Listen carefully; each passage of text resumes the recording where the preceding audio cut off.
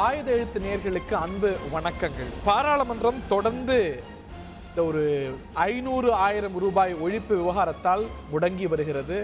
அவையை நடத்த விட்டேனா என்று எதிர்க்கட்சிகளும், பிரதமரெல்லாம் பேச மாட்டார் என்று ஆளும் கட்சி தரப்பும் அவரவர் நிலையில் இருப்பதால் இந்த பிரச்சனை தொடர்ந்து நீடிக்கிறது. இந்த நிலையில் பாரத பிரதமர் எதிர்க்கட்சிகளை கருப்பு பண ஆதரவாளர்கள் என்று பொத்தம் பொதுவாக விமர்சித்திருக்கிறார். இதை அவர் திரும்ப பெற வேண்டும், மன்னிப்பு கோர வேண்டும் என்றும் எதிர்க்கட்சிகள் கோரி வருகின்றார்கள். ஒரு நிகழ்ச்சியில பேசும்பொழுது பாரத பிரதமர் கூறுகிறார், அரசு தயாரிப்போடு இந்த விவகாரத்தை கையாளல அப்படிங்கிறது எதிர்க்கட்சிகளுடைய பிரச்சனை இல்லை, இந்த கருப்பு பணத்தை பதுக்கிறதுக்கு போதிய தயாரிப்பு நேரத்தை அவங்களுக்கு கொடுக்கலங்கிறது அவங்களுடைய பிரச்சனை என்று அவர் கூறினார். இது இன்றைய பிரச்சனைகளுக்கு மையப்புள்ளியாக அமைந்தது. பிரதமர் மன்னிப்பு கோர வேண்டும் என்று எதிர்க்கட்சிகள் கோருகின்றார்கள். தொடர்ந்து முடக்கமும் அமளியும் நீடித்து வருகிறது. இந்த வேளையில ரொக்கமில்லா வர்த்தகத்தை ஊக்குவிக்க அரசு நடவடிக்கை எடுக்கிறது அப்படின்னு இந்த நடவடிக்கை வந்த முதல் நாளிலிருந்தே சொல்லி வரப்பட்டது. அதை அரசும் உறுதி செய்யும் வகையில் ஆம் இதுதான் எங்களுடைய நோக்கம் என்று பல்வேறு இடங்களில் சொல்லி வருகிறது. பிரதமர் மோடியும் கூட அது சார்ந்து தன்னுடைய கருத்துக்களை பதிவு செய்திருக்கிறார். அதற்கான சாத்தியக்கூறுகள் நீண்டகால அளவில் இருக்கிறதா, அது பொருளாதாரத்துக்கு நமக்கெல்லாம் நன்மை பயக்குமா, அதற்கு துளியும் தயாரிப்பில்லாத ஒரு நிலையில் தான் இது புகுத்தப்படுகிறதா என்று பல்வேறு கேள்விகள் எழுகின்றன. நாடாளுமன்ற அமளி ரூபாய் பிரச்சனையை தீர்க்குமா என்ற பிரதான கேள்வியும் எழுகிறது. விவாதிக்கலாம். இந்த நிகழ்ச்சியில காங்கிரஸ் கட்சியுடைய ஊடக பிரிவு தலைவர், செய்தி தொடர்பாளர் திரு கோபண்ணா அவர்கள் இணைகிறார்கள். நிகழ்ச்சிக்கு அவரை அன்போடு வரவேற்கின்றோம். மற்றும் திரு சேகர், பொருளாதார நிபுணர், இந்த நிகழ்ச்சியில் இணைகிறார். அவரை அன்போடு வரவேற்கின்றோம். மற்றும் இந்திய கம்யூனிஸ்ட் கட்சியுடைய மாநில துணை செயலாளர் திரு வீரபாண்டியன் அவர்கள் இணைகிறார்கள். அவரையும் அன்போடு வரவேற்கின்றோம். மற்றும் பாரதிய ஜனதா இல்லாமையா பாரதிய ஜனதாவுடைய செய்தி தொடர்பாளர் திரு கரு நாகராஜன் அவர்களும் இணைகிறார்கள். அனைவரையும் இந்த நிகழ்ச்சிக்கு அன்போடு வரவேற்கின்றோம். திரு கரு நாகராஜன், பாராளுமன்றம் தொடர்ந்து முடங்கிட்டு இருக்கு. எதிர்கட்சிகளை பாசிஃபை செய்யற முக்கியமான பொறுப்பு ஆளும் தரப்புக்கு இருக்கிறது, பிரதமருக்கும் இருக்கிறது. இந்த நிலையில அரசு தயாரிப்போட இல்லைங்கிறது அவங்களுடைய பிரச்சனை இல்லை, கருப்பு பணத்தை பதுக்கிறதுக்கு நேரம் கொடுக்கலங்கிறதான் பிரச்சனை அப்படின்னு பொத்தம் பொதுவா எதிர்கட்சியை பார்த்து விமர்சனம் செஞ்சா எரிய நெருப்புல எண்ணெய் ஊத்துற மாதிரி இல்லையா அது? நிச்சயமா அதுக்கு ஒரு சரியான காரணம் இருக்கிறது. பிரதமர் அவர்கள் குறிப்பிட்டதற்கு ஏற்கனவே இந்த அறிவிப்பு வந்தவுடன் ஏறத்தாழ எல்லா கட்சிகளுமே, காங்கிரஸ் கட்சி உள்பட அனைவருமே இதை வரவேற்றார்கள். அவர்கள் வரவேற்கிற நிலையில இந்த கருப்பு பணத்தை மாற்றுவது, வங்கியிலே போய் பணத்தை டெபாசிட் செய்து புதிய பணத்தை வாங்கி கொண்டு வருவதெல்லாம் மிக எளிதாக இருக்கும் என்று நினைத்து கொண்டு கூட அவர்கள் இதை வரவேற்றிருக்கலாம். ஆனால் பொதுமக்கள் ஒட்டுமொத்தமாக வங்கிகளுக்கு வருகிற நிலையிலே இவர்கள் மொத்தமாக மாற்றுவதற்கோ திட்டமிட்டு மாற்றுவதற்கோ முடியாத பட்சத்தில் இது நாம் எதிர்பார்த்ததை விட இது மிகவும் கஷ்டமான காரியமாக இருக்கிறது என்ற நிலையிலே தான் அவர்கள் இதை மாற்றி இன்றைக்கு அதை விமர்சிக்க தொடங்கி இருக்கிறார்கள். இந்த விமர்சனம் செய்தவர்கள் இதை எப்படி சரியாக மக்களுக்கு செய்ய வேண்டும், எப்படி மக்களுக்கு பிரச்சனை இல்லாமல் இதை வழங்கப்பட வேண்டும், என்ன ஆலோசனைகள் என்று யாருமே எளிமையா இருக்கும்னு நினைச்சாங்க.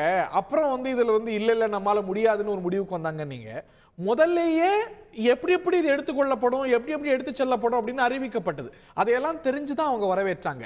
இப்ப பிரச்சனை என்ன சொல்றாங்க அவங்க, பிரச்சனை இம்ப்ளிமெண்டேஷன்ல பெர்சே இட்ஸ் ஓகே, இந்த நோக்கம் ஓகே, ஆனா அது இம்ப்ளிமெண்டேஷன்ல ஒரு தயாரிப்பு இல்லாம ஒரு பெரிய சொதப்பல் இருக்கு அப்படிங்கிறாங்க. அது அப்படியே பிறந்துள்ள முடியுமா? இவங்களோட நோக்கம் மோசமானது இல்ல நிச்சயமாக அப்படியே புறந்தள்ள வேண்டிய கட்டாயத்தில் நம் நாட்டின் முன்னேற்றம் கருதி, மக்களுடைய முன்னேற்றம் கருதி இதை அப்படியே புறந்தள்ள வேண்டிய கட்டாயத்தில் நாம் இருக்கிறோம். அதற்கு காரணம், இதை முன்கூட்டி தெரிவித்தால் என்ன நடக்கும் என்பதை இந்திய மக்களுக்கு தெளிவாக தெரிந்த விஷயம். இங்க இருக்கிற அரசியல் தலைவர்கள், மிகப்பெரிய ஊழல் செய்கிற அதிகாரிகள் எந்த அளவுக்கு கருப்பு பணத்தை சேர்த்து வைத்திருக்கிறார்கள் என்பது எல்லாருக்கும் தெரியும். பினாமி சொத்துக்களை எப்படி சேர்த்து வைத்திருக்கார் என்பது எல்லாருக்கும் தெரியும். இதை முன்கூட்டி தெரிந்தால் என்ன நடக்கும் என்பது இன்றைக்கு ஒரு சார்ட்டர் பிளைட்ல 11 கோடி ரூபாயை கொண்டு போற அளவிற்கு இன்றைக்கு மிகப்பெரிய அரசியல்வாதிகள் பணத்தை குவித்து வைத்திருக்கிற இந்த காலகட்டங்களில் முன்கூட்டி தெரிந்திருந்தால் இந்த திட்டம் தவிடுபடியாக இருக்கும், இந்த திட்டம் தோல்வி அடைந்திருக்கும். இப்பொழுது மக்கள் படுகிற கஷ்டம் தான். இவர்களுக்கு ஒன்றும் கவலை இல்லை. இவர்களுக்கு என்ன கவலை வந்து விட்டது? இன்றைக்கு காங்கிரஸ் கட்சி உட்பட தலைவர்களுக்கோ அல்லது மிகப்பெரிய எம்பிக்களுக்கோ எம்எல்ஏக்களுக்கோ மந்திரிகளுக்கோ என்ன கஷ்டப்பட்டு வந்தது? சாதாரண ஏழை எளிய மக்கள் தான் கஷ்டம். அவர்தான் இன்றைக்கு, அவர்களுக்கு தான் இன்றைக்கு பிரதம மந்திரி அவரோட மன்னி அவர்கள் நம்ம ஒதுக்க முடியுமா? இந்தியாவை வளர்ச்சி மக்களுடைய குரலை எதிரொலிக்கிறதுக்கு தான் அவங்க தேர்ந்தெடுக்கப்பட்டிருக்காங்க. அவங்களுடைய குரல்களை அவ்வளவு லேசா பாராளுமன்ற உறுப்பினர்களுடைய கட்சிகளுடைய பாராளுமன்றத்தில் இருக்கக்கூடிய கட்சிகளுடைய கருத்துக்கள் அப்படி லேசா புறந்தள்ள முடியுமா? நீங்க சொல்றீங்க இவங்களோட நோக்கம் வந்து கருத்துக்களை புறந்தள்ளவில்லை. ஏறத்தாழ 68-69 ஆண்டு காலமாக நாம் பார்த்து கொண்டிருக்கிறோம். நாடாளுமன்றத்தின் நடைமுறைகளை பார்த்து கொண்டிருக்கிறோம்.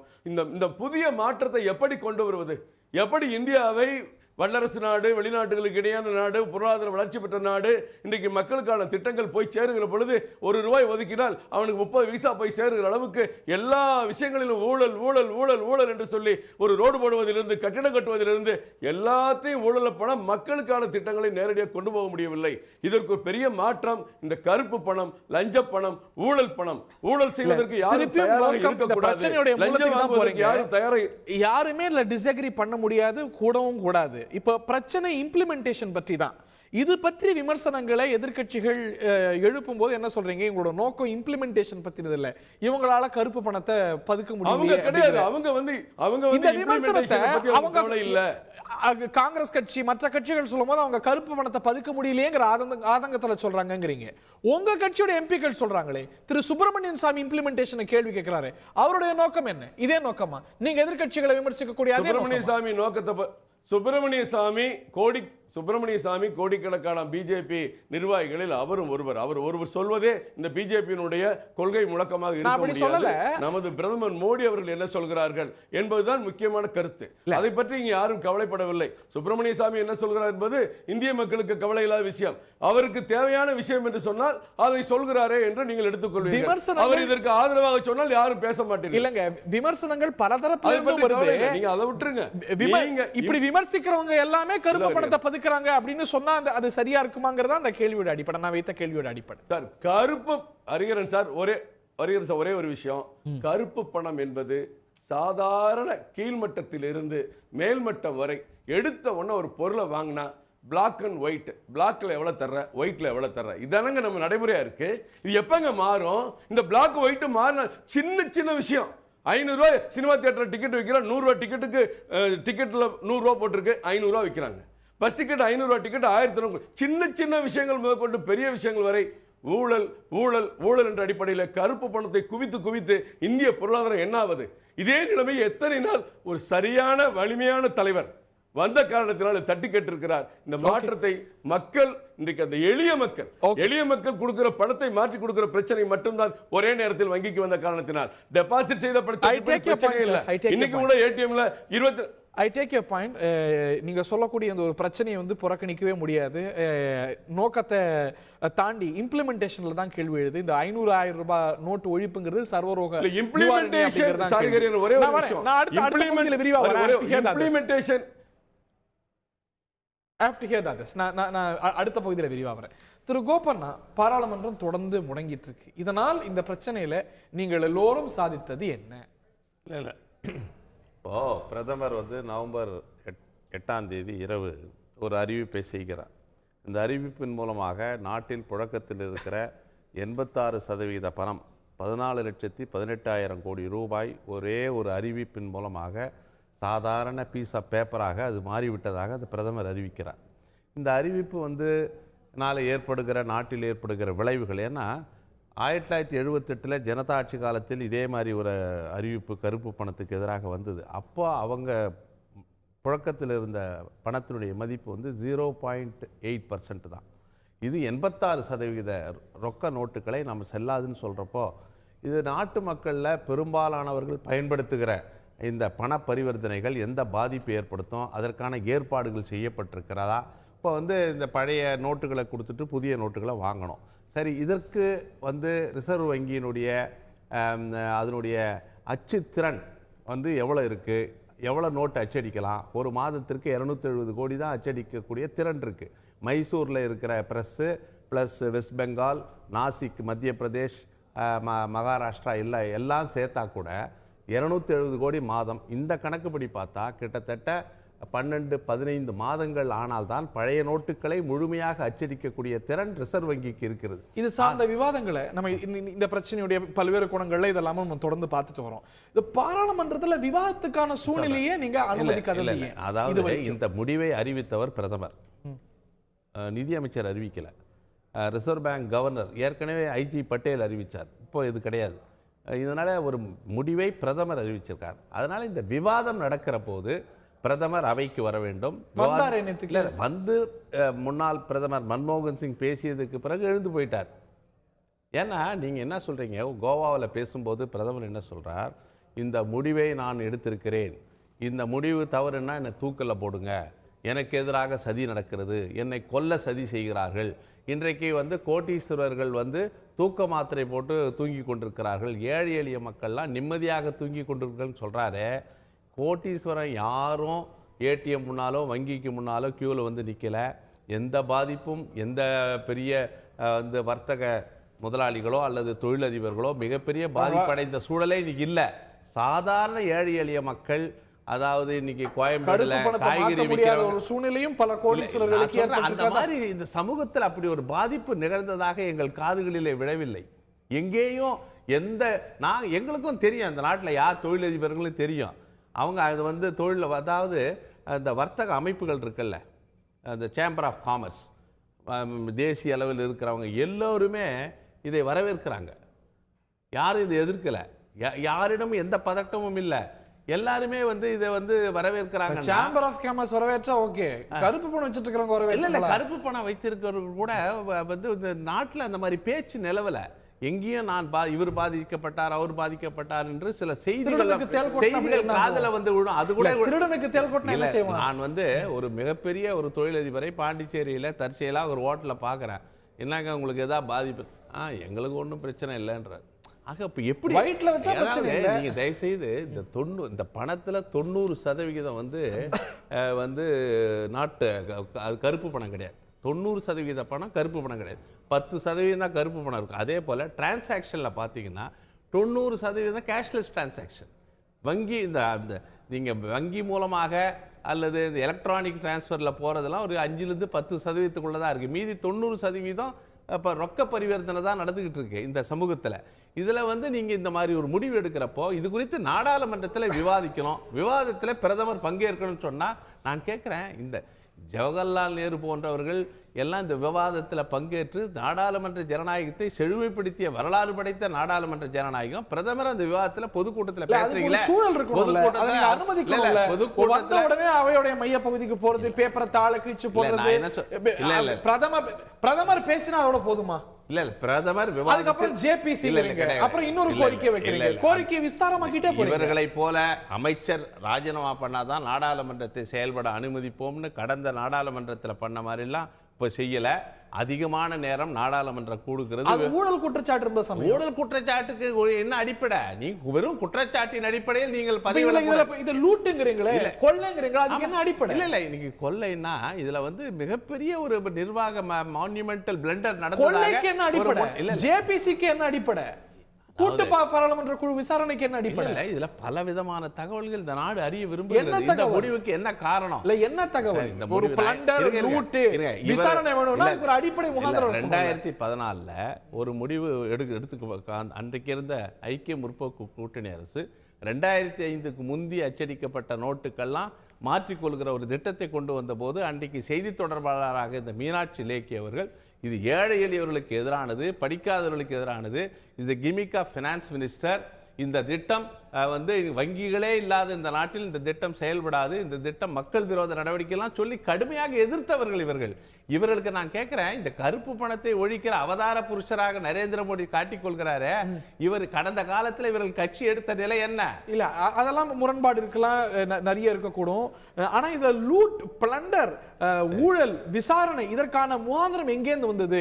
இந்த தொழிலதிபர் ஏற்கனவே மாத்தினாருங்கிறதுக்கான ப்ரூஃப், இந்த டிரான்சாக்ஷனுக்கான ப்ரூஃப், இந்த மாதிரி அதுக்கு ஏதாவது ஒரு அடிப்படை இருக்கணும்ல இந்த குற்றச்சாட்டை வைக்கும் பொழுது. இல்ல அதாவது இப்போ கேஜ்ரிவால் ஒரு குற்றச்சாட்டு சொல்லுகிறார், இன்னும் பலர் What பலவிதமான is the basis for it? அதை காங்கிரஸ் கட்சி முன்னிலைப்படுத்துவதை விட இது குறித்து நாடாளுமன்றத்தில் விவாதிப்பதற்கு பிரதமர் முன்வர வேண்டும் என்று கேட்கிறோம்.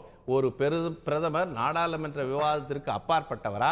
நாடாளுமன்ற விவாதத்தில் நான் பங்கேற்க மாட்டேன் என்று சொன்னால் நாடாளுமன்றத்தை விட தன்னை உயர்ந்த மனிதராக அவர் காட்டிக்கொள்ள விரும்புகிறாரா? இதுக்கெல்லாம் பதில் சொல்லணும். ரொம்ப முக்கியமான கேள்விகளை பல இடங்கள்ல பேசுகிறார், விழாக்கள்ல பேசுகிறார், நிகழ்ச்சிகள்ல பேசுகிறார். why not in parliament? இது எழக்கூடிய முக்கியமான கேள்வி. திரு கோபண்ணா சொன்ன இன்னொரு விஷயமும் இடைவெளிக்கு பிறகு விரிவா எடுக்கணும்னு பார்க்கிறேன். கேஷ்லெஸ் டிரான்சாக்ஷன், ஒரு ரொக்கம் இல்லாத ஒரு வர்த்தகத்தை நோக்கி அரசு இந்த நாட்டை நகர்த்தி செல்கிறது அப்படிங்கிறது தான் இந்த நிகழ்வுகள்லேருந்து நமக்கு எழக்கூடிய இயல்பான புரிதல். அதற்கு தயார் நிலையில நமது பொருளாதாரம் நாடு முதல்ல வைக்கப்பட்டிருக்கிறதா? அது இயல்பா வந்துருமாங்கிற கேள்வி எழுந்திருக்கிறது. மற்ற இரண்டு விருந்தினர்களுடைய மன்னிப்பு கேட்டுக்கிறேன், இடைவெளிக்கு பிறகு உங்கள்கிட்ட விரிவாக வரும்னு நினைக்கிறேன். ஒரு சிறிய இடைவெளிக்கு பிறகு நேர்களே விரிவாக விவாதிக்கலாம். இந்த பிரச்சனைக்கான தீர்வு நோக்கி நகர்ந்துட்டு இருக்கோமா, பிரச்சனை மேலும் பெரிதாயிட்டு இருக்கா, விவாதிக்கலாம். ஒரு சிறிய இடைவெளி.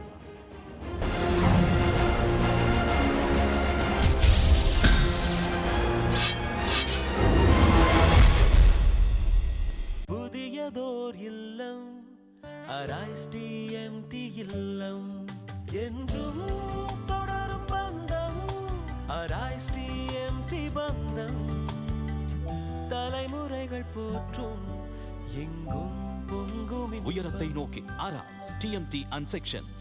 பட்டுச்சேலைக்குன்னு 7 மாடி காஞ்சிபுரம் SM சில்க்ஸ். அடேங்கப்பா! டிசைனர் சேலை, பட்டு சேலை, கிஃப்ட் சேலை, 5 லட்சம் பட்டு சேலைங்க. அதுவும் ஒரே இடத்துல. ஒரு சேலை வாங்கினா 1 இல்ல 2 சேலை ஃப்ரீ ஃப்ரீ ஃப்ரீ. 7 மாடி SM சில்க்ஸ் பட்டுனாலே சந்தோஷம். காஞ்சிபுரம் SM சில்க்ஸ், தினத்தந்தி அருகில், சென்னை. என் ஃப்ரெண்ட் பங்கஜ கஸ்தூரி பிரீத் ஈஸியை சஜஸ்ட் பண்ணா. ஒரே வாரத்துல தும்மல் குறைஞ்சது. இப்போ நோ தும்மல். பங்கஜ கஸ்தூரி பிரீத் ஈஸி, ஸ்டெராய்டுகள் இல்லாத நிம்மதியான சுவாசம். தலைமுறைகளாய் சிறந்த வீடுகள் KCP சிமெண்ட் பலம் கொண்டது. அது சரி, பெஸ்ட் டேம் எப்படி கட்டுறது? KCP சிமெண்ட் சிறந்த கட்டுமானத்திற்கு. Food service price promise. நீங்கள் செலுத்த வேண்டியது உங்கள் ஸ்கிரீனில் தெரியும் விலையை மட்டுமே. இதுதான் எங்கள் உறுதி.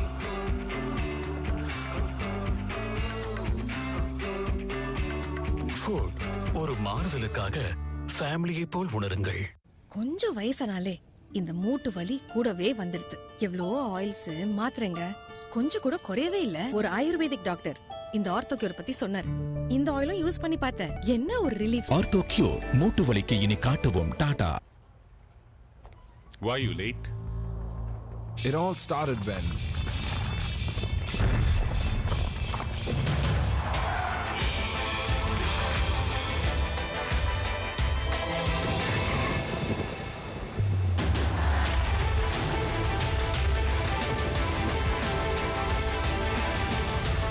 and you know, that's why I'm late. Okay. Every wanderer has a true story. MRF Wanderer. Tread anywhere. புத்துணர்ச்சி தருமே இளமையின் சுவையே சந்தோஷம் தருமே மெய் மறக்க செய்யுமே. It's Bhavanto. Bhavanto. It's different. உங்களது சாதாரண டாங்கி தரும் எப்போதும் பிரச்சனை. அது பிளம்பருடன் நெருங்கின உறவு உருவாக்கத்தான் செய்யும். கொண்டு வாருங்கள் சின்டெக்ஸின் triple layered water storage solution. Sintex, we make sense. இதோ இந்த AC ஃபைனல். சார், ஸ்டெபிலைசர் என்ன தரட்டும்? எதனாலும் பரவாயில்ல. AC 5 ஸ்டார் ரேட்டிங், ஆனா ஸ்டெபிலைசர் ஏதோ ஒண்ணா. வெறும் மைக்ரோடெக் ஸ்டெபிலைசர் மட்டுமே வாங்குங்க. இது உங்க ஏசியை வோல்டேஜ் ஃபிளக்சுவேஷன்ல இருந்து பாதுகாக்கும். அப்புறம் மின்சாரத்தையும் சேமிக்கும். உங்க ஏசி கூலிங் மட்டும் கொடுக்கும், ப்ராப்ளம் இல்ல. எது ஒரு ஸ்டெபிலைசர் இல்ல, வெறும் மைக்ரோடெக் ஸ்டெபிலைசர். குங்குமங்கிறது காலகாலமா நம்ம கலாச்சாரத்தோட அடையாளம். அந்த கலாச்சாரத்தோட அடையாளம் 70 வருஷமா இருக்கிற கோபுரம் குங்குமம். பாரம்பரியம், பரிசுத்தம், கோபுரம். If remotes give up, life doesn't move. And what keeps your remotes going? High performance Nippo range of remote batteries for extra life. Nippo, the energy powerhouse. சொட்டும் சொட்டும் துளியாக குஷியின் மழை பொழியுமே. உணர்வுகள் நிறைந்த வெண்ணிலே மனம் களிக்கும் மேகமாய் 8 கோடி மக்களுக்கு தினமும் வீடியோகான் D2H குஷியின் குடையாக இருக்கிறது.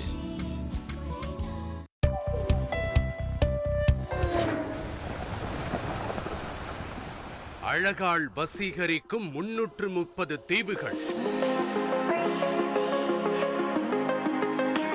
மக்கள் தொகையில் 40% இந்தியர்கள், எழில் கொஞ்சும் பிஜி தேசம். ஒரே தேசம் நாளை காலை 9:30க்கு.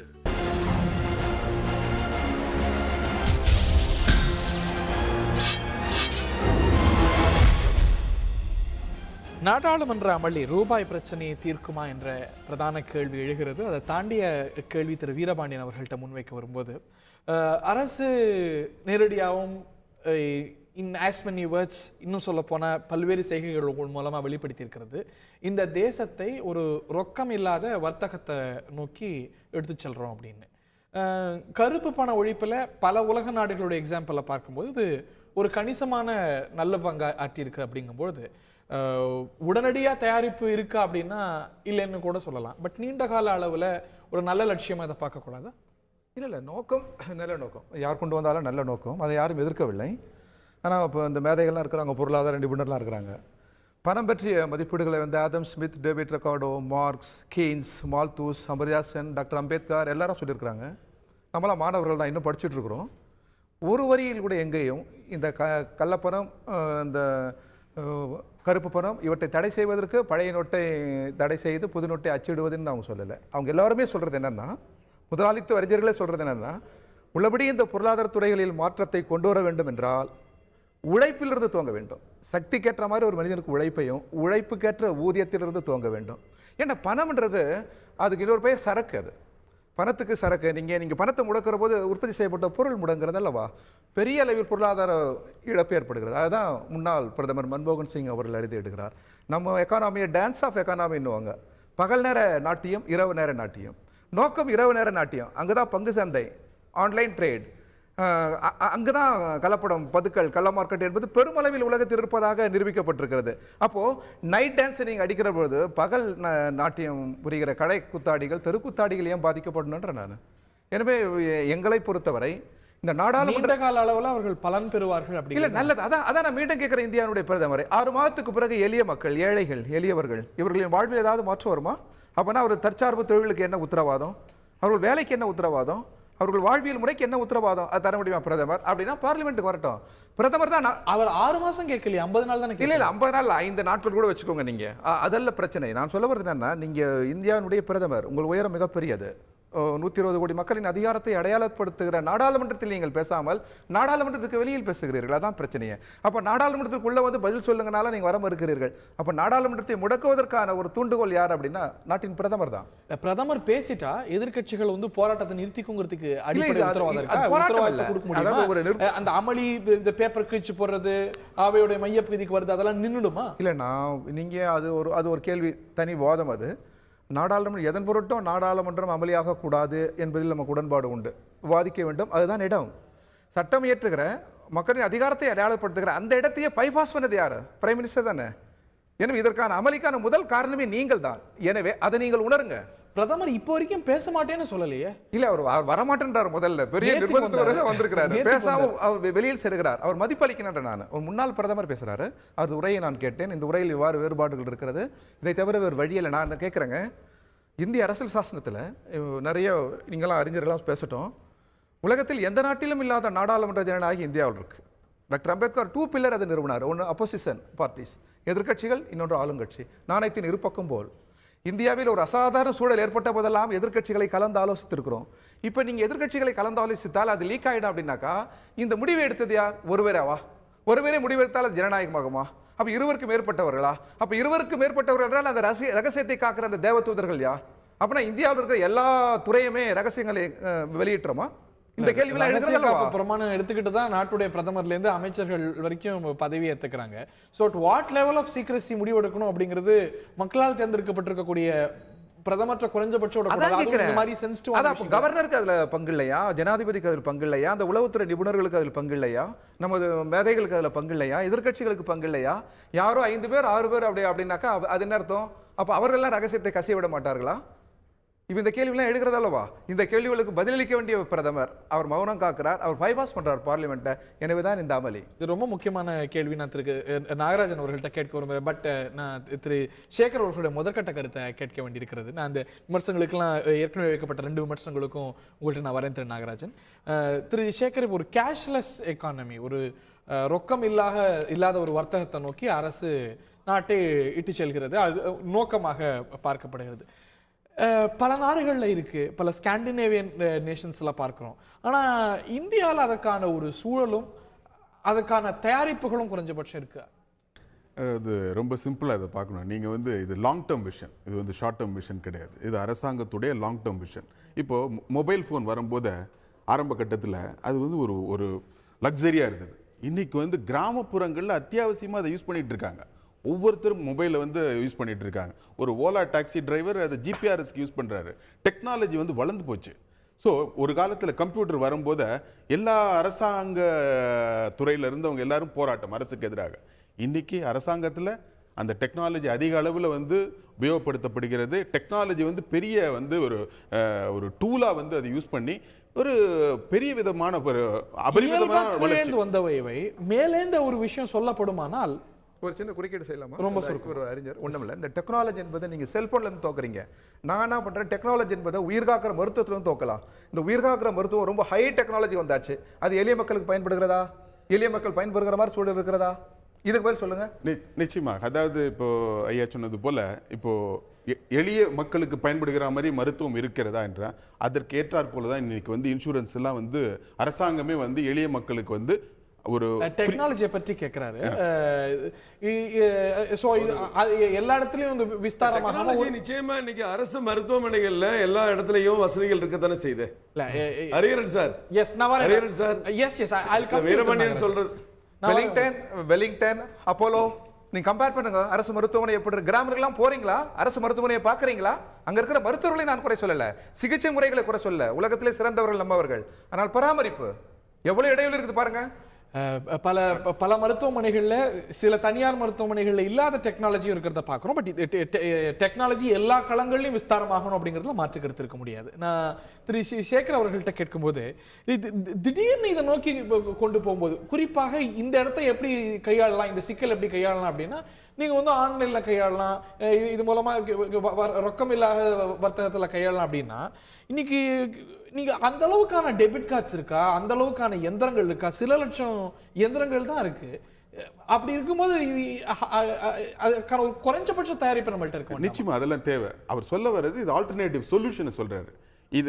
இதை நோக்கி நாம செயல்பட்டு போனோம் அப்படின்னா நிச்சயமா இந்த பண இல்லா பரிமாற்றம் நீண்டகால அடிப்படையில் பொருளாதார வளர்ச்சிக்கு மட்டுமல்ல, ஒரு இந்த மாதிரியான ஒரு கன்ஃபியூஷன் இல்லாம நம்ம கரன்சியை ஒரே இடத்துல வச்சுக்கிட்டு பண பரிவர்த்தனை செய்யும் பொழுது பொருளாதார வளர்ச்சிக்கு அது லாங் டேர்ம்ல நிச்சயமா ஒரு நல்ல ஒரு சொல்யூஷனை கொடுக்குங்கிறது ஆல்டர்னேட்டிவ் சொல்யூஷன். அது நோக்கமா இருக்கலாம். அதுக்கான தயாரிப்புகளை செய்ய வேண்டியது யாரு? மக்களா, அரசா? இந்த இடத்துல இதுக்கான போதுமான இன்ஃப்ராஸ்ட்ரக்சர், இந்த டெபிட் கார்டுகளை குறைஞ்ச அதுக்கு இந்த கேஷ்லெஸ் டிரான்சாக்ஷன்ஸ் கேட்டார் போல அதிகரிக்கிறது, டெக்னாலஜியை அந்த அளவுக்கு விஸ்தாரமாக்குவது, அதுல மக்களை விட அரசு இயந்திரங்களுக்கு இன்னும் கூடுதல் பொறுப்பு இருக்கு இல்லையா? அரசு சார்ந்த வங்கிகளுக்கு நிச்சயமாகவும் வங்கி தனியார் வங்கிகளா இருக்கட்டும் இல்ல பப்ளிக் துறை தானே முதல்ல செஞ்சிருக்கணும். அதுக்கு தானே முதல் முக்கியத்துவம் கொடுத்திருக்கணும். இல்ல அதுல ஒரு ஆல்டர்னேட்டிவ் இருக்கு. நீங்க அதுக்கு சேஞ்ச் ஆகலாம் இமிடியேட்டா. ஈவன் இப்போ இன்னைக்கு கூட அவர் என்ன சொல்றாரு அப்படின்னா ஜன்தன் அக்கௌண்ட்ல நீங்க ஓபன் பண்ணுங்க, டெபாசிட் இன் தட் அக்கௌண்ட். இப்ப பாத்தீங்கன்னா ஜன்தன் அக்கௌண்ட் ஓபன் பண்ண காலத்துல இருந்து ஜீரோ பேலன்ஸ்ல இருந்து திடீர்னு பார்த்தா 21,000 கோடி எப்படி வருது? அந்த கருப்பு படம் தான், அது கருப்பு படம் தான் வெள்ளையாகுது. ஜன்தன் அக்கௌண்ட் சொல்றோம். இன்னைக்கு வங்கிகள்ல சில ஆயிரம் பேர் தான் அக்கௌண்டே இல்லாம இருக்கிறாங்க அப்படின்னு நிதர்சனம் அதை விட கூடுதலா இருக்கு. இன்னைக்கு ஒரு ஐஸ் விக்கிற வியாபாரியே கேள்வி கண்ண பதில் நிதர்சனம் 45% அதுல அவர்கிட்ட அக்கௌண்ட் இல்ல. ஆமா இல்ல. ஸோ இப்போ இந்த ஒரு சிச்சுவேஷன், இந்த ஒரு அசாதாரண சூழ்நிலையை சமாளிக்கிறதுக்கான ஒரு வாய்ப்பை சூழலை நம்ம அதைத்தானே முதல்ல அங்கதானே இம்ப்ளிமெண்டேஷன் பற்றிய கேள்விகள்லாம் மேலோங்குது. இல்லை, இது அசாதாரண சூழ்நிலையே இல்லை. நம்ம போன்ற தலைவர்கள் இதை வந்து பொதுமக்களிடம் எடுத்து இந்த மாதிரியான ஒரு ஃபெசிலிட்டி இருக்கு, நீங்க அதை யூஸ் பண்ணுங்க அப்படிங்கிற அவங்களை வந்து எஜுகேட் பண்ணணுங்கிறது தான் இப்போ இருக்க நிலைமை. ஸோ காலகட்டத்தில் நிச்சயமா வந்து ஒரு மாற்றம் பெறும் பொழுது அவங்க இதனுடைய பிளாட்ஃபார்முக்கு நிச்சயமாக மாறும் பொழுது அவங்க எதிர்பார்க்கிற அந்த தொலைநோக்கு பார்வை நிச்சயமாக பலனளிக்கக்கூடியதாக இருக்கும். இமீடியட்டா வந்து ஒரு பெரிய சொல்யூஷன் வந்து இருக்காது. ஆனால் அவருடைய தொலைநோக்கு பார்வையினை இதுக்கெல்லாம் மாறக்கூடிய வாய்ப்பு இருக்கு அப்படிங்கறத சொல்றாரு. திரு கருணாகராஜன், ஏற்கனவே வைக்கப்பட்ட விமர்சனங்களுக்கு பதில் சொல்ல விரும்புவீங்க. I have some more questions to ask you. Thiru Karunagarajan. இல்ல, இப்ப ஐயா கோபண்ணா ஐயா வந்து ரொம்ப சீனியர் மூத்த ஒரு தலைவர் அவர். அதாவது புழக்கத்தில் இருக்கிற மொத்த பணத்தையும் நம்ம மாற்றி அச்சடித்து கொடுக்க வேண்டும் என்று சொன்னால் 12 மாதம் ஆகும், 15 மாதம் ஆகும் என்ற ஒரு தவறான புள்ளி விவரத்தை மக்களுக்கு தொடர்ந்து சில தலைவர்கள் சொல்லிக் கொண்டிருக்கிறார்கள். ஏழை மக்கள் பணத்தை மாற்றுவதற்காக மட்டும்தான் இப்பொழுது வங்கியில் அவர் கஷ்டப்படுகிறார்கள். அவர்கள் மாற்றி கொடுப்பதோடு அந்த வேலை முடிந்து விட்டது. புழக்கத்தில் இருக்கக்கூடிய 16 லட்சம் கோடி 500 ரூபாய் 1000 ரூபாயை வங்கியிலே டெபாசிட் ஆன பிறகு புது நோட்டு கொடுக்க வேண்டும் என்ற கட்டாய சூழல் இப்பொழுது இல்லை. உங்களுடைய பணம் அங்க டெபாசிட் செய்யப்பட்டிருக்கும், உங்க பணத்துக்கு உரிய மதிப்பு இருக்கிறது. அந்த பணத்தை பயன்படுத்துவதற்கு பல்வேறு வழிகள் இருக்கிறது. அதற்கு தான் இப்பொழுது பண பரிவர்த்தனையை குறைத்து கேஷ்லெஸ் எக்கானமியை கொண்டு வர வேண்டும் என்று சொல்கிறார்கள். கேஷ்லெஸ் எக்கானமி என்று சொன்னால் ஏதோ புதிதாக வானத்தில் இருந்து இந்தியாவுக்குள் வரப்போவது போல கற்பனையிலே நாம் தயாராக இருக்கிறோமா இல்லையா என்ற ஒரு கற்பனை கதைகளை கட்டவிழ்த்து விட்டுக் கொண்டிருக்கிறார்கள். நீங்கள் பார்த்திருப்பீர்கள், இன்றைக்கு பல்வேறு கருத்து கணிப்புகள் நேற்றைக்கு முன்தினம் பிரதமர் அவர் எடுத்த முடிவு சரியான முடிவு என்று 92% மக்கள் ஆதரவளித்தது உள்பட, தந்தி டிவி நேயர்களுடைய கருத்து கணிப்பு உள்பட எத்தனையோ கருத்து கணிப்புகள் மக்களுடைய கருத்துக்களை கேட்பது. ஒரு ரயிலில் முன்பதிவு செய்வதற்கு அறிவிக்கப்பட்ட 5 நிமிடங்களில் எல்லா டிக்கெட்டுகளும் விற்று தீர்ந்து விட்டன. அதுதான் ஆன்லைன், அதான் ஆன்லைன் புக்கிங், அதுதான் கேஷ்லெஸ். நீங்க ஒரு சினிமா தியேட்டருக்கு எத்தனை பேர் வரிசையில் நீங்க டிக்கெட் எடுக்கிறாங்க? எல்லாரும் அவங்களுடைய டிக்கெட்டை அவங்களுடைய செல்போன்ல புக் பண்ணிட்டு தியேட்டருக்கு நேரா போய் அந்த மெசேஜை காமிட்டு படம் பார்க்க போயிட்டு இருக்காங்க. உலகம் எங்க இருக்கு இன்னைக்கு? நீங்க கேட்டீங்க கிரெடிட் டெபிட் கார்டு அட்டை எவ்வளவுன்னு. 80 கோடி அட்டைகள் இருக்கிறது. 80 கோடி அட்டைகளில் 40 கோடி பயன்படுத்திக் கொண்டிருக்கிறார்கள். 70 கோடி டெபிட் கார்டு அட்டைகள் சொல்லி முடிச்சோன்னு பேசுங்க வீரபாண்டியன் அவர்களே. நான் சொல்லி பேசுறேன். ஒரே நபர் தன்னுடைய பர்ஸ்ல 4 அட்டை வச்சிருக்காரு. நீங்க பல மக்களை பார்க்கலாம், நான் என் நண்பர்களை பார்த்திருக்கேன். பர்ஸை திறந்தா 7 அட்டை 8 அட்டை வச்சிட்டு இருக்காங்க. அப்ப இந்தியாவுல 25 கோடி அக்கௌண்ட் இருக்கு, நீங்களே ஒத்துக்கிறீங்க. இன்னைக்கு பெரிய மேலாவி மாதிரி சொல்லியிருக்கிறார். 25 கோடி அட்டை இருக்கு, 25 கோடி கணக்கு இருக்கிறது. திடீரென்று ஏற்கனவே 40,000 கோடி இருந்தது. நான் சொல்லி முடிச்சுக்கிறேன் ப்ளீஸ். 40,000 கோடி இருந்தது, புதிதாக 21,000 கோடி கருப்பு பணத்தை போட்டு விட்டாருங்க. ஏங்க 25 கோடி அக்கவுண்ட்ல 21,000 கோடி போடனா சராசரி பார்த்தா 840 ரூபாய். ஒரு ஏழை ஒரு 840 ரூபாய் ஜன்தன் அக்கவுண்ட். நீங்க இந்த ஜன்தன் அக்கவுண்ட் 25 கோடி அக்கவுண்ட் பத்தி பிஜேபி ஆட்சிக்கு முன்னாடி காங்கிரஸ்காரங்க என்னைக்காவது நினைச்சு பார்த்திருக்கீங்களா? 25 கோடி அக்கவுண்ட் என்பது இந்திய ஜனத்தொகையில் எத்தனை சதவிகிதம்? இன்னைக்கு ஒரு குடும்பத்தில் 125 கோடி பேர் இருக்காங்கன்னு வச்சுக்கோங்க. அப்ப சராசரி பாத்தீங்கன்னா 5 பேர் ஒரு ஃபேமிலினா ஒரு பேங்க் அக்கவுண்ட் தொடங்கி கொடுத்திருக்கிறது பிஜேபி மோடி அவருடைய அரசு. இது மாற்றம்லாம் கொண்டு வரதுக்கு தான் முன்னாடியே பண்ணியிருக்கோம். அண்ணன் வீரபாண்டியன் அவர்கள் சொன்னது போல அம்பேத்கர் சொன்னார்னா அம்பேத்கர் மாதிரிய தலைவர்கள் இப்பொழுது இருக்கிறார்களா? காமராஜர் போன்ற தலைவர் இன்றைக்கு இருக்கிறார்களா? வஉசி போன்ற தலைவர் இன்றைக்கு இருக்கிறார்களா? அது அண்ணன் வீரபாண்டியன் அவர்களுக்கு தெளிவாகவே தெரியும். பைபாஸ் ஒரு நாட்டில் போக்குவரத்தை சீர்படுத்த வேண்டும் என்று சொன்னா ஒரு நகரத்திற்கு பைபாஸ் சாலை போட்டால் தான் அதுதான் தமிழ்நாடு இந்தியா பண்ணிட்டு இருக்கோம். இது வந்து ஒரு பொருளாதார சீர்திருத்தம். சாலை சீர்திருத்தத்தை பைபாஸ் போடுவதை போல பொருளாதார சீர்திருத்தத்தை பிரதமர் அவர்கள் பைபாஸ் செய்தால் கூட நாட்டு மக்களின் செய்து கொண்டிருக்கிறார். ஒருத்தர் வந்து 5 கார்டு வச்சிருக்காரு, 6 கார்டு வச்சிருக்காங்க, டெபிட் கார்டு வச்சிருக்காங்க. நீங்க அப்படி எல்லாம் கணக்கு பார்த்தாலும் கூட 70 கோடி டெபிட் கார்டு இருக்கு. 120 கோடி மக்கள் தொகைக்கு. இன்னைக்கு கேஷ்லெஸ் எக்கானமிக்கு, ரொக்கம் இல்லாத பரிவர்த்தனைக்கு பல நாடுகள் மாறி இருக்கு. யுஎஸ் மாதிரி நாடுகள்ல அது வந்து ஒரு கணிசமா இருக்கு. ஆனா அங்க 32 கோடி மக்களுக்கு, 32 கோடி மக்களுக்கு 500 கோடி டெபிட் கார்டு இருக்கு. அங்க அது எளிமையா சாத்தியமா இருக்கலாம், அதுக்கான இன்ஃப்ராஸ்ட்ரக்சர் இருக்கு. இங்க அது போல நம்ம செய்யணும் அப்படின்னு நினைச்சா அதுக்கான முன்னேற்பாடுகளை முதல்ல செய்யணும் இல்லையா?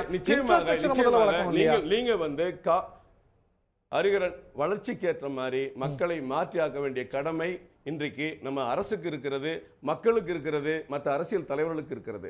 இந்த அறிவிப்பை திரும்ப பெற வேண்டும் என்ற ஒரே நோக்கம் மட்டுமே இதில் புதிய மாற்றத்தை தந்துவிட முடியுமா?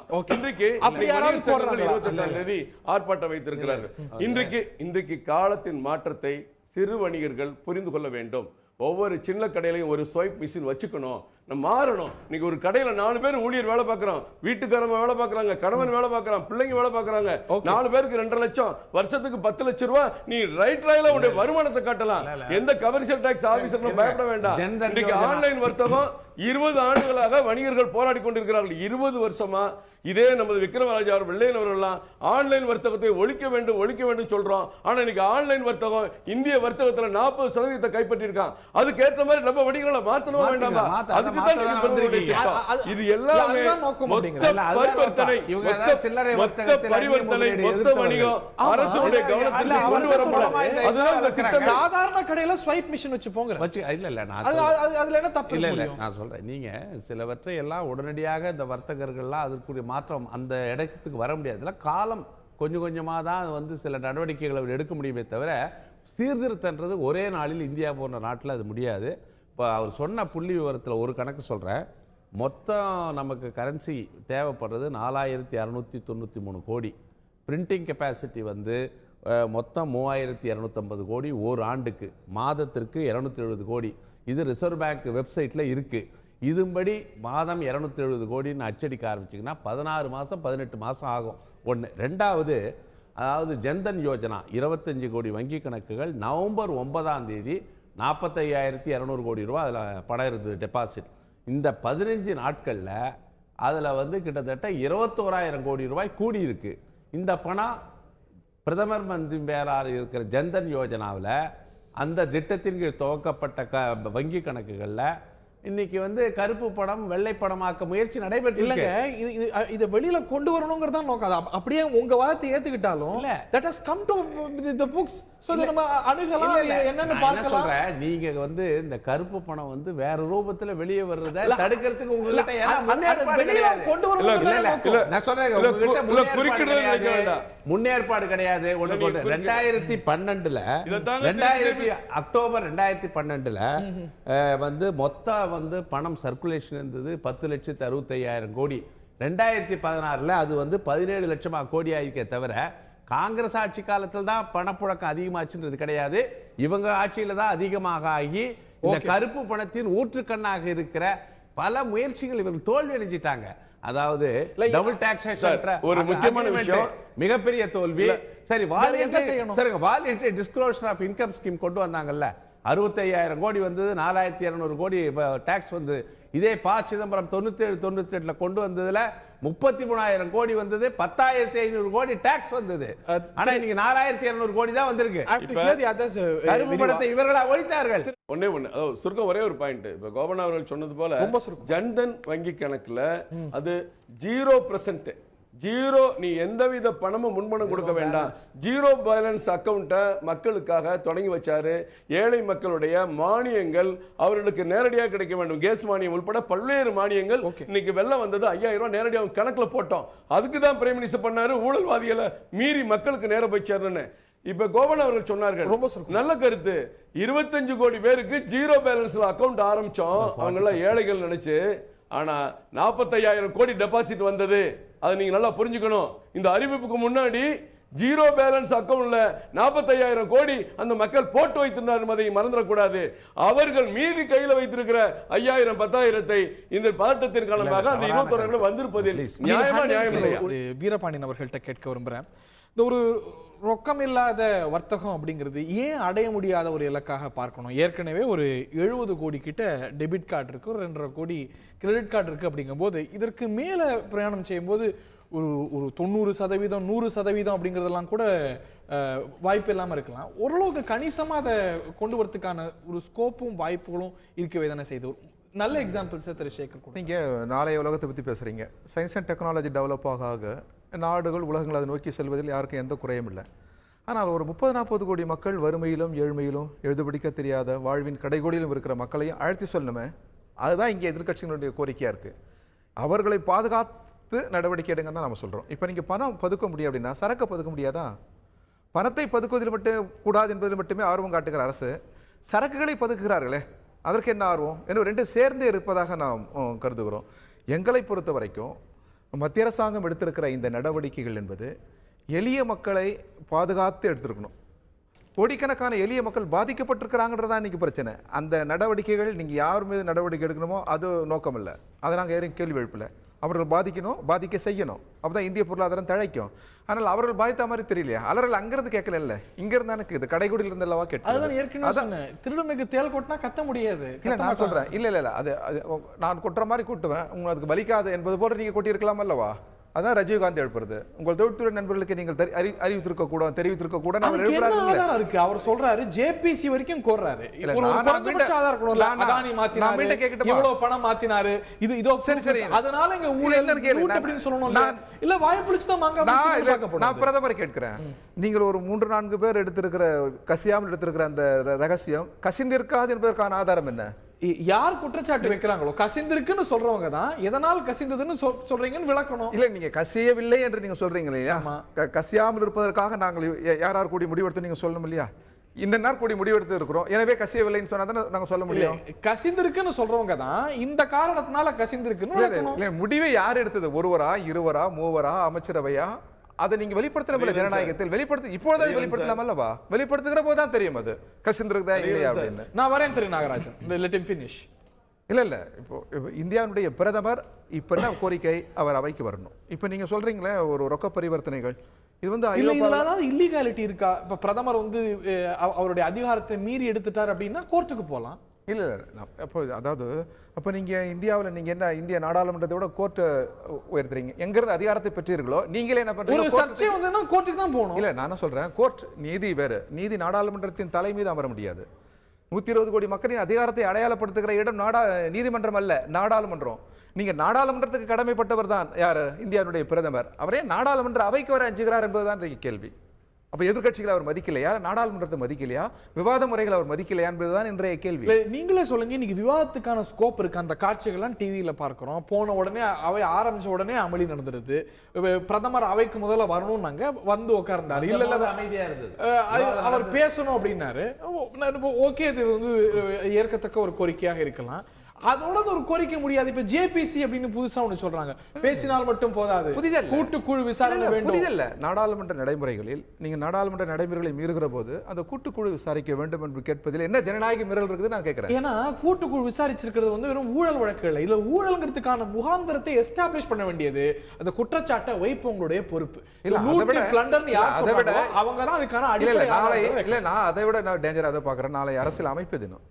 நீங்க அரசியல் அமைப்பையே நீங்க மீறீங்கன்னு நான் குற்றம் சாட்டுகிறேன். இந்தியாவுடைய பிரதமர் அரசியல் அமைப்புக்கு பெரும் கடமைப்பட்ட ஒரு நாட்டின் பிரதமர். அரசியலமைப்பு எதிர்கட்சிகளையும் விவாத முறையில் அங்கீகரித்திருக்கிறது. இது ரெண்டையுமே நீங்க எதுக்கு நீங்க புறந்தல்றீங்க நான் கேட்கிறேன். அமைச்சர்கள் பதில் சொல்ல அடுத்த வடிவம் என்ன? அமைச்சர்கள் பதில் சொல்றாங்க தயாரா இருக்கிறோம் அப்படிங்கிறாங்க. அவங்களும் அரசுடைய அங்கம் தானே. அங்கம்தான். பிரதமரும் பேச மாட்டேன்னு இது வரைக்கும் சொல்லல. இல்ல இல்ல பேசலாம், அது வேற விஷயம். இல்ல பேச மாட்டேன்ற வந்து ஏன் போகணும்? பேசணும் இல்லையா?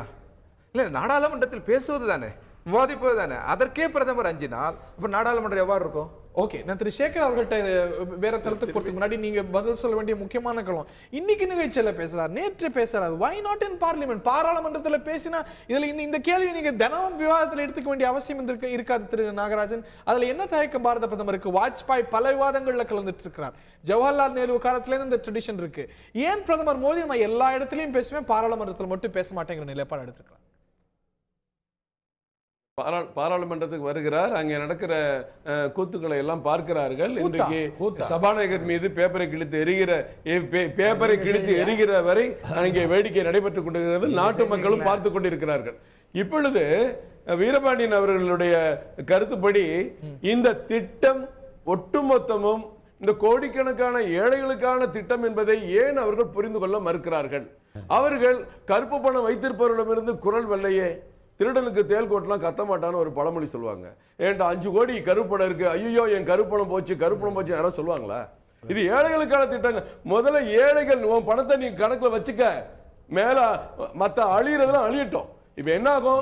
17 லட்சம் கோடி, 500 ரூபாய் 1000 ரூபாய் 17 லட்சம் கோடி இங்கே புழக்கத்தில் இருக்கிறது. இப்ப தெரிஞ்சிடும், டிசம்பர் 30 தெரிஞ்சிடும் எவ்வளவு பணம் மாற்றப்பட்டிருக்கிறது, எவ்வளவு பணம் டெபாசிட் செய்யப்பட்டிருக்கிறது, மீதி எவ்வளவு இருக்க வேண்டும் அன்னைக்கு தெரிஞ்சிடும். அப்ப மீதி இருக்க எல்லாமே காலி. இந்த விளக்கங்களை எதிர்பார்த்துட்டு இருக்கோம். இந்த விளக்கங்களை மக்கள் பிரச்சனைகள் பல களங்கள்ல கொடுக்கக்கூடிய பிரதமர் ஏன் பாராளுமன்றத்தில் செய்ய மறுக்கிறார்? பாராளுமன்றம் நிச்சயம் கொடுப்பார். மக்களுக்கான அசௌகரியங்கள் குறைக்கப்பட்டு மக்கள் இதில் நிம்மதியாக மக்கள் தங்களுடைய 500 நோட்டு இன்னைக்கு வந்துருச்சு ஃளைட்ல மெட்ராஸ்க்கு. அதெல்லாம் வரட்டுங்க. இதெல்லாம் பிரைம் மினிஸ்டர் பல தளங்கள்ல பேசுறாரு. இந்த 500 ரூபாய் நோட்டு வந்த பிறகு பிரச்சனைகள் நிறைய தீர்ந்து உள்ளே சென்ற பாராளுமன்றத்துல ஏன் அவர் பேசக்கூடாது? அது வந்து ஏதோ ஒரு இடம் இல்ல, நாட்டுடைய ஜனநாயகத்துடைய கோவில், அவர் வணங்கி உள்ளே நுழைந்த கோவில். அந்த கோவில் அவர் பேசும்போது அதுக்கான மதிப்பு தனி இல்லையா? ஒரு கோவா மேடையிலையும் கான்சர்ட் மேடையிலையும் பேசுறதை காட்டிலும்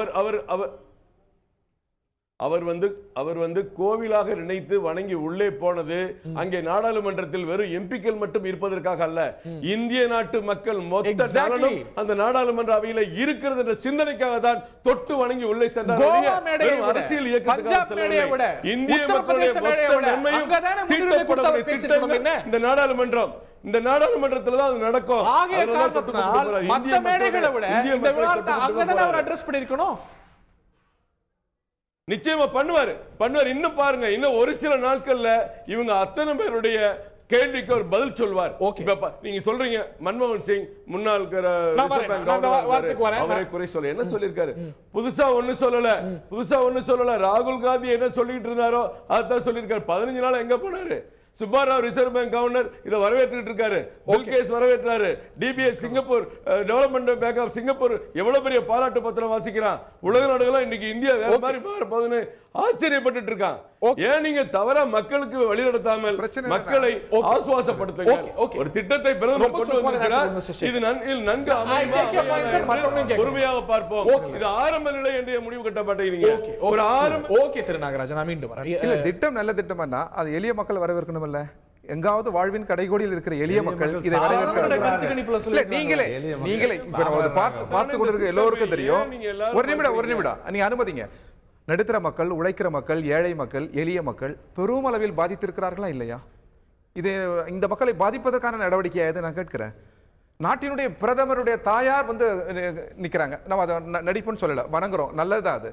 ஆனால் பணம் படைத்தவர்கள், வாழ்வினுடைய உயர் கோபுரத்தில் இருக்கிறவர்கள் யாராவது வந்தார்களா வரிசையில்?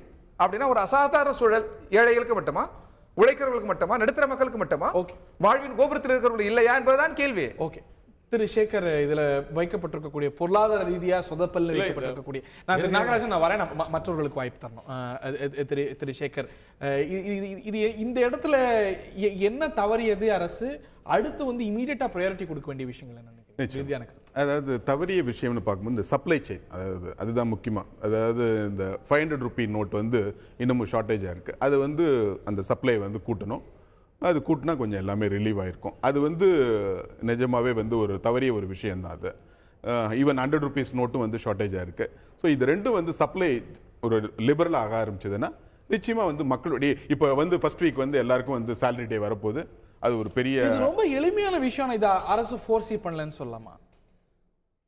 அப்படி பார்க்கறத விட வந்து இது நான் 8ஆம் தேதி அனௌன்ஸ் பண்ணும்போது இதை எதிர்பார்த்தது வந்து ஒரு வாரத்துக்குள்ள இதோட சப்ளை செயின் சரியாகும்னு எதிர்பார்த்தது. ஆனா இந்நாள் வரைக்கும் கோபண்ணா சொன்ன மாதிரி எல்லாரும் சொல்ற மாதிரி ஒரு பெரிய ஒரு லார்ஜ் சங்க் ஆஃப் எக்கானமி வந்து ஒரு ஸ்டாண்ட் ஸ்டிலுக்கு வருது. இது வந்து வெறும் நோட்டு அறிவிப்பு வரும்போது அதுக்கு நிகரான மாற்று ஏற்பாடுகளை அரசு செய்யல அப்படிங்கிற ஒரு இம்ப்ளிமெண்டேஷன் சார்ந்த குற்றச்சாட்டுல ஒரு கடுமையான முகாந்தம் இருக்க தானே செய்யுது. அது நிச்சயமா அதை வந்து நம்ம அப்படி கூட அக்செப்ட் பண்ணலாம். ஏன் அப்படின்னா இந்த சப்ளை செயின் அஃபெக்ட் ஆகும்பொழுது வீரபாண்டியன் ஐயா சொன்னது மாதிரி பாமர மக்கள் அது ஒரு பெரிய அஃபெக்ட் ஆகும். ஏன்னா 2000 ரூபாய் நோட்டு எடுத்துன்னு எல்லா இடத்துலையும் சேஞ்சு கேட்டுட்டு போகும்போது ஒரு பெரிய ஒரு சிக்கல் ஏற்படுத்தும். ஸோ இந்த சப்ளை செயினில் வந்து அது ஒரு பெரிய ஒரு கவர்மெண்ட் வந்து ஒரு முன்னேற்பாடு சரியா பண்ணியிருந்தா நல்லா இருந்திருக்கும். What to to next? அடுத்ததா என்ன செய்யணும்? அடுத்ததா வந்து இந்த 100 rupees 500 rupees நோட்டை வந்து சப்ளையை வந்து அதிகப்படுத்தணும். What is to be done அப்படினீங்கன்னா பிரதமர் பதவி இறங்கணும். பொறுப்பேற்று அவருக்கு இன்னும் மேண்டேட் என்ன கேட்டா நான் அப்படி சொல்லுவேன். என்ன கேட்டா அவருக்கு மேண்டேட் இன்னும் எதுக்கு தான போராடுறீங்க? இல்ல கேட்டா கூக்குறல ஜனநாயகத்துல நடக்குமாங்கற ஆசை சொல்லக்கூடாத. ஜனநாயகத்துல பிரதமர் பதவியேற்று பொறுப்பேற்று ராஜினாமா செய்யணும் நான் சொல்லக்கூடாதா? கோரிக்கை வைக்கலாம். காங்கிரஸ் கட்சி ஜனநாயகத்துக்கு புறம்பானதா நான் கேக்குறேன். கோரிக்கை வைக்கலாம். பிரதமர் பதவி இறங்கணும் நான் சொல்றேன். என்ன ஜனநாயகம்? மத்திய பிரதேச திரிபுரா அத்தனை அது உரிமை. அது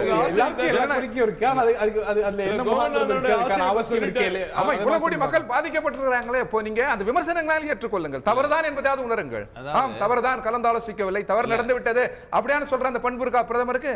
நண்பர் கரு நாகராஜன் ஏதோ வந்து இவங்க தான் வங்கி கணக்கு இந்த கஷ்டத்தை ஏத்துக்கிற இல்லை வங்கி கணக்கை இவங்க தான் துவங்கினாங்க. இவங்க 2014க்கு முந்தைய இந்த நாட்டில் 73 கோடி வங்கி கணக்கு இருக்கு. ஒண்ணு. ரெண்டாவது அதுக்கு மேல ஒரு கணிசமா இவங்க நான் சொன்னேன், நான் கொஞ்சம் பேசுறேன். ஏடிஎம் இந்த விஷயத்துக்கு வந்துருவோம். அதாவது இதில் தான் பேசுறேன். அந்த ஏடிஎம் வந்து 2 லட்சம் இருக்கு. 120 கோடி மக்கள் இருக்கிற நாட்டில் அந்த டெபிட் கார்டு 70 கோடி, கிரெடிட் கார்டு ஒரு 3 கோடி கிட்ட 2.5 கோடி இருக்கு. ஆக இந்த மாதிரி ஒரு பார்த்தீங்கன்னா கேஷ் ஜிடிபி ரேஷியோன்றது நம்ம நாட்டில் கிட்டத்தட்ட 12% இருக்குது.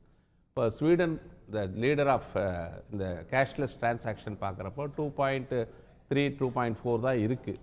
நான் சொல்கிறேன் இந்த நாட்டில் வந்து 90% பரிமாற்றங்கள் வர்த்தகம் வந்து ரொக்கமில்லா வர்த்தகமாக தான் இருக்கு. அந்த ரேஷியோவை சற்றே குறைச்சு இதில் வந்து 60 கோடி மக்களுக்கு வங்கி கணக்கு கிடையாது, 30 கோடி மக்களுக்கு ஐடி கார்டு கிடையாது, கிட்டத்தட்ட 10 கோடி வணிகர்களில் 2% தான் அந்த கிரெடிட் கார்டு டெபிட் கார்டை வந்து இது பண்ணுற மெஷின் வச்சுருக்காங்க. இந்த மாதிரி சூழ்நிலையில் இன்றைக்கு இருக்க நாட்டு மக்கள் மத்தியில் இப்படி ஒரு பெரிய அதாவது துல்லிய தாக்குதல்லாம் சாதாரண ஏழை எளிய நடுத்தர வர்த்தக மக்கள் மீது ஒரு பிரதமர் அறிவிப்பின் போதும் மிகப்பெரிய தாக்குதல் நடைபெற்று அப்படிங்கிறீங்க. நேரம் என்கிட்ட துளியும் இல்லை திரு நாகராஜன். பட் உங்களை குற்றச்சாட்டு வைக்கப்பட்டிருக்கிறதுனால பதில் சொல்வது சரியா இருக்கும். ஆனால் ரொம்ப சுருக்கமா இல்லை, சுருக்கமா சொல்றேன். அவர் கோபன் அவர்கள் 73 கோடி வங்கி கணக்கு என்பது ஒரு தவறான தகவல். கேஷ்லெஸ் என்பது பல பண பரிவர்த்தனை இல்லாமல் ஏற்கனவே இந்தியாவிலே ஆன்லைன் வர்த்தகம் 40% உயர்ந்திருக்கிறது. ஏழை மக்கள் ஒரு ஏடிஎம் கார்டில் போய் வரிசையில் நின்று வழக்கமான ஒரு சூழ்நிலையில் 25,000 ரூபாய் ஒருத்தர் கேஷ் எடுக்கிறார். அந்த கேஷ் எடுத்துட்டு போய் சூப்பர் மார்க்கெட்டில் 2,000 ரூபாய் செலவழிக்கிறாரு, சினிமா தியேட்டரில் 1000 ரூபாய் செலவழிக்கிறாரு, ட்ரெயின் டிக்கெட்டுக்கு 2,000 ரூபாய் கொடுக்குறாரு. இது எல்லாமே நீ பணத்தை எடுக்காமே கொடுக்க முடியும். இந்த பணத்தை எடுத்து செலவழிக்கிற காரணத்தினால தான் பிளாக் அண்ட் ஒயிட் உருவாகுது. ஒரு சொத்தை 50 கோடி மக்கள் சில்லறை வியாபாரத்தில் இருக்காங்க. 20 கோடி கோடிக்கணக்கான மக்கள் இந்த மாதிரி திட்டத்தை வருமானத்தை கொண்டு வந்தாங்க. ஒன்னு சொல்லிறேன். இப்ப வீரபாண்டியன் சொல்றாங்க, வீரபாண்டியன் சார் மலை மக்கள் இல்ல வீரபாண்டியன் சொன்னபடி ஏன் பணக்காரர்கள் வரிசையில் நிற்கவில்லை? சாதாரண காய்கறி வியாபாரம் செய்யற கோடிக்கணக்கான மக்கள் இருக்காங்க. அதுக்கு பொருந்தமாது ரொம்ப சுருக்கமா திரு நாகராஜன். கோடிக்கணக்கான மக்கள் கீரை வியாபாரம் பண்ணா இந்தியா மொத்தம் கீரை வித்துட்டு இருக்கோம். ஏழை மக்கள் இல்ல ஒரு கருத்தை சொன்னாங்க, பணக்காரங்க வரிசையில் நிக்கல, பணக்காரங்க வரிசையில் நிக்கிறாங்க. அந்த வார்த்தையை சொல்லல, அவர் ரொம்ப மலிவா தவறான பொய்யான தலைவர் கோபன் அவர்கள் விருப்பத்தை தெரிவித்தார். பிரதமர் பதவி இறங்கணும், உங்களுக்கு வேற வழி இல்ல. தேர்தல் மூலம் பிரதமர் அவர்களை சந்திப்பதற்கு காங்கிரஸ் கட்சிக்கு திராணி இல்லை. அந்த ஒரே இப்படி ஒரு பிரச்சனையை வரக்கூடிய யூபி தேர்தல் மனசுல வச்சு பேசுறாங்க. ரைட், இந்த தருணத்தை நிகழ்ச்சியை நிறைவு செய்தாக வேண்டும். இன்னும் பல கட்டங்களில் விரிவாயிட்டே போகக்கூடிய விவாதம் தான்.